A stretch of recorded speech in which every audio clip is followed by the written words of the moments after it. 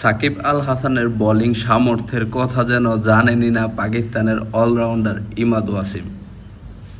সাকিব আল হাসানের মতো একজন বিশ্বসেরা অলরাউন্ডার, যার ব্যাটিংয়ে হয়তো খারাপ সময় যাইতেছে, হয়তো না, সাকিব আল হাসানের ব্যাটিং সময়টা খারাপই যাইতেছে, কিন্তু বোলিংয়ে তো সাকিব আল হাসান বরাবরের মতোই সব সময় সেরা। আজকে যখন সাকিব আল হাসানরা বোলিংয়ে আনা হয়েছে, তখন বিপক্ষে দলের রানের প্রয়োজন 8 ওভারে 80 রানের বেশি, ইকোনমি রেট 10-এর উপরে, মানে 13তম ওভারে সাকিব আল হাসানরে প্রথমবারের মতো ষষ্ঠ বোলিং হিসাবে বল করতে আনা হয়েছে। কিন্তু সাকিব ঠিক জায়গাটাই বল করছেন। রাজাদের যে রাজত্ব করার জন্য নির্দিষ্ট কোনো স্থানের প্রয়োজন হয় না, সেটা সাকিব আল হাসান আবারও জানান দিয়েছেন, আবারও প্রমাণ করছেন।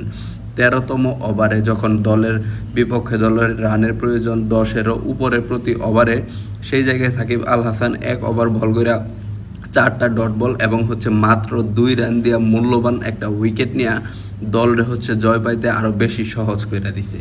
তো আপনার একটা বোলিং, আপনার দলের একজন মেইন বোলিং, বিশ্বসেরা অলরাউন্ডার, যার স্বীকৃত টি-20তে 498টা উইকেট আসছিল, ওই উইকেটটা পাওয়ার আগ পর্যন্ত যে বিশ্বের বড় বড় লিগ মাথায় বেড়াইছে, আইপিএল অনেক ম্যাচ খেলছে, তো সেই ব্যক্তিটারে আপনি 13তম ওভারে আনার পর সাকিব যখন 1 ওভারে মাত্র 2 রান দিয়ে মূল্যবান একটা উইকেট নিছে, এরপরে আপনি আবার তারে বোলিংয়ে আনেন না। পৃথিবীতে এমন ক্যাপ্টেন কি আসলে আছে কিনা যে 12তম ওভারের পর একজন বোলিং, আপনি যে ব্যক্তিটা স্বীকৃত টি-20তে প্রায় 500-র মতো উইকেট আছে, তারে আপনি আনলেন, আইনার পর তিনি সেই কাজটাই করলেন, মাত্র 2 রান দিয়ে একটা উইকেটও পাইলেন, কিন্তু আপনি তারে বোলিংয়ে আনলেন না। বাংলাদেশের টি-20তে পার্ট টাইম বোলারদেরকে এমন দেখা যায় যে মাহমুদুল্লাহ রিয়াদ কিংবা শামীম হোসেন পাটোয়ারিদেরকে আনার পর 1 ওভার বোলিং ভালো করলেও আনা হয় না, কিন্তু সাকিব তো পার্ট টাইম বোলার না। সাকিব আল হাসানের বোলিং সামর্থ্য তো নতুন করে জানানোর কিছু নাই।